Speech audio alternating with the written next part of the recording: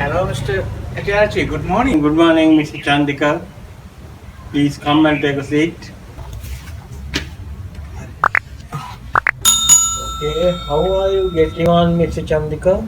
After a long time? Yeah, I'm keeping well. Actually, I came to get an appointment for my inspect my sister's house because she is having some problems in her life.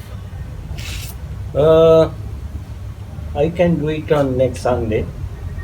I am free on next Sunday. Okay, I will discuss with her and I will call you. Okay, These days, are you busy with tourism? not much. Hmm.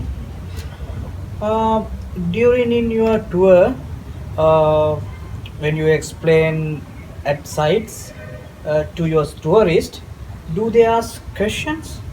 Yes, of course. Lot of questions. Mhm. I answered many of those. That is how I developed my knowledge by answering all the questions during the last 25 years. So, out of those questions, you can remember the most interesting question which you have answered. Yes, I have one. Hmm. So I wanted to answer that question not only to you, to him. I want to give this answer to the whole world. Right. So I was waiting during the last 25 years to answer, publish this answer to the people of the whole world. Uh, so I studied Vastu Vidya from 1974 to 1980 from a veteran who accompanied me to Anuradhapura, Polonnaruwa, Rettigala, all those places. And we touched all the buildings, ruins, Dhagabas at that time, and studied Vastu Vidya from him. So when I became a tourist guide lecturer in 1982, I was very proud because once again I can touch those buildings, I can visit those places, and very anxiously I explained those places to the tourists. So, in one of my tours, it's from Belgium, they speak in English, and I started from Colombo. Straight away, we drive to Anuradhapura and stayed at Anuradhapura. This was a 20-day tour. So we have to be there Anuradhapura. We stayed 3 days. We visited all the ruins at Anuradhapura. I explained everything. So I noticed one old gentleman. He had books in his hand and pens, pencils, color pencils, and eraser. Because whatever he sees, he like to draw. So he drawn all the things interested. And when I was explaining Ruangalisai, he has drawn the Ruangalisai. And we went to visited Meentale. At Meentale also he drawn No. all these things. On the way also, I stopped here and there. Whatever he saw interesting things, he used to draw. And then we went to Polonnaruwa, visited all the ruins, and I noticed his drawing. And then via Matale, we came to Kandy about 6 days later. At Kandy, so we went to our hotel and we are going to stay there 3 days once again. But at the hotel, he met me personally first day at lunch, and he told me, Hetty, can I meet you in the evening after dinner without anyone, only two of us? Oh, He had a good cushion. I also like to answer and face the question. So then we had the lunch and stayed. And after the dinner, when other tourists went to their rooms, he came to me. I was at the dining hall. He came to me and said, "Ritik, are you ready?" I said, "Okay." Then he excused me for 2 minutes. He went to his room to bring those books. So he brought all the drawings and kept on the table. I can see what he has drawn.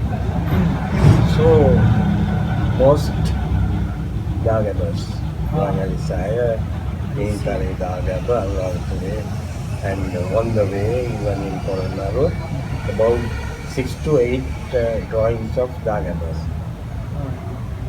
And he was asking me a question, is there any standard for a Dhagaba? Then I got stuck because from the drawings I see that there is no standard. Now only I also realize what is the standard. But I can answer. But I told him I will answer you in 2 days' time. I give the perfect answer in 2 days' time. If I give now, maybe 40% correct or 50% correct. And I got his excuse.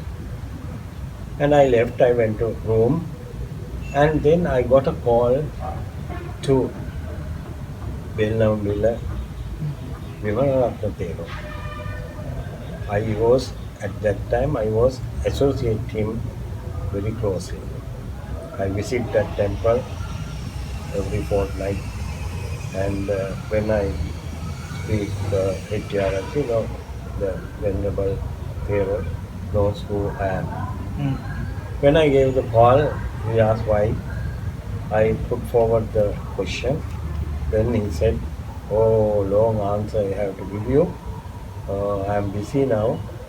Can you call me in another hour's time?" Then after, without sleeping, I got alive. And after an hour, I gave a call. Then he answered. He answered like this. He told me, "Don't tell anything about my Dhagaba at my temple, because maybe it's also wrong, but I can't break it and make it. I can't break all the Dhagabas in Sri Lanka and make, but I know the meaning of the standard of Dhagaba." And he started to explain it. So shall we go to the board, and I will show you and explain how he explained to me. Alright, that's good. Yeah, we go. So now I am going to explain the standard, the way Honorable Wimalarathna Thero explained to me. Not only that, I have designed many Dhagabas in the world, not only in Sri Lanka, to other countries, even in Sri Lanka, many according to this design. So this design has a meaning from down to up. So I will explain everything. So first, we think that this is the line we start the Dhagaba. So below that also you can have something, it doesn't matter. So the first projection at that level, like this, you can have construct a projection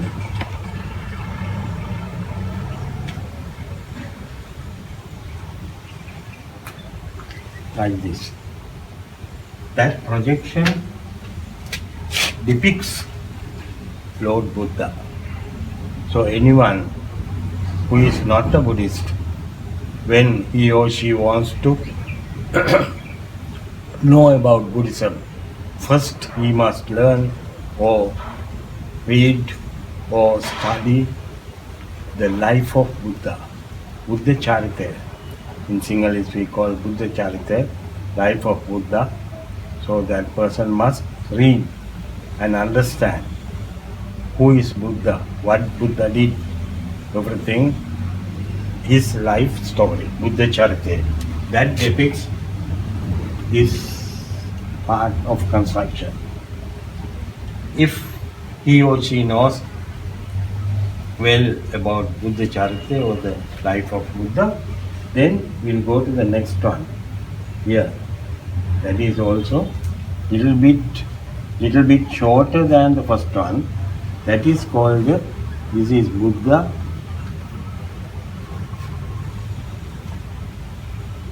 And this is called life, Buddha Chaiththiya. And now second one, this is little bit shorter, smaller than the first one. We call it Dharmaya.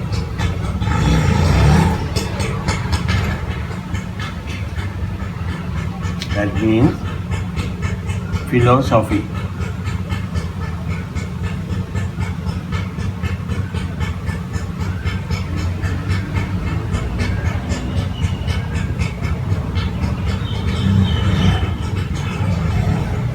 Buddhist philosophy, Abhidharmaya and other everything preached by Gautama Buddha. We must learn that. And third one, little bit shorter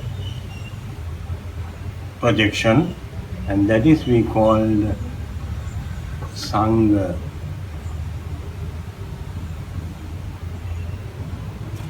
Sangha, that means the Theras who has the yellow robe, who lived in temples.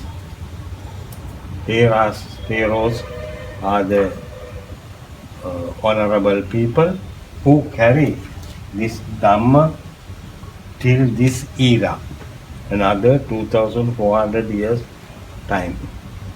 Because of that, we respect Sangha, we respect Dhamma, we respect Buddha. So if you can understand these three, in every Dhagaba, these three you can see.